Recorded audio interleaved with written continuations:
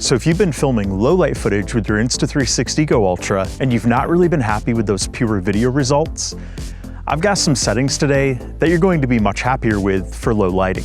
Now, if you want to film footage in low light all the time, am I saying the Go Ultra is the best camera for low light? Of course not. But if you own it and you want good low light results, this is how you want to do it. But you are going to need one tool, and that tool is a gimbal. And that gimbal is the Hohem iSteady Pro 4. I know, gimbals, not great with a tiny camera like this, when the advantage of this camera is the fact it's tiny. But if you want to get the very best footage in low light, you're going to have a gimbal. But the good thing about this gimbal is very budget friendly. This gimbal is less than $100 and it gets the job done. All you need this gimbal for is to prevent some of those micro jitters in your footage. You're inevitably going to have some of that shaking there, and your image stabilization is not going to work properly at the slower shutter speeds you need for good quality results. And it's super easy to use. There is no balancing required. All you have to do is clip your camera in here, power it on, and you're good to go. So let's talk about those settings that I have used with the Insta360 Go Ultra to get some great footage in low light. What you first of all want to do is you want to toggle, and you want to make sure you're in video mode. You don't want to be in pure video. Pure video mode is the mode that we're trying to avoid in this case, simply because we can get better results with manual settings. So you want to toggle and get to your video mode. Once you're in the video mode, you want to set your resolution in frames per second. You want to do 4K 30. And for your stabilization, you want to have that standard. For the ratio, it doesn't really matter.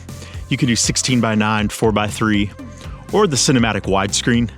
Any of these ratios are going to work. I typically do the 4:3, so it gives me a little bit extra editing flexibility later on. And then we want to toggle down here. And then for the perspective here, this also doesn't matter. I prefer mega view.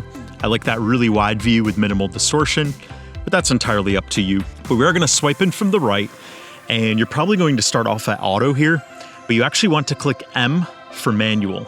Now, when I click that, you're going to see everything go white, and that's because I have my nighttime settings already keyed in here, but during the daytime, that would be super blown out when overexposed.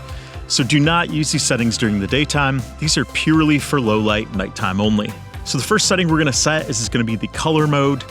And this ultimately really doesn't matter. I like to have this in standard at nighttime, but you can set a whole bunch of different options here. You can get really creative. I just work with the standard. I like how that looks. Here's the real key setting right here for shutter speed. You want to do 1/60 with that 30 frames per second, and that is fulfilling the 180-degree shutter angle. And that's going to give you that nice smooth motion. And it's also going to have your shutter open nice and wide at nighttime to let in as much light into the sensor here as possible. And for the ISO here, I've experimented with a lot of different ISOs. If you are in an urban area that has quite a bit of ambient lighting, you can get away with 800, maybe even a little bit less. But if you're in an urban area that doesn't have a ton of lighting, you can go as high as 1600, and with the noise reduction, it's still going to look good. All of the samples in this video I actually did with an ISO of 1600, and I think they came out quite well. And then down here for the white balance, you want to set this at 3800K for low light. That's going to give you the proper white balance at nighttime. And then finally down here for sharpness, you want to select low or medium. I personally prefer low in most settings, but if you're in an urban area that doesn't have a lot of objects that are going to look overly sharp, you can also get away with medium.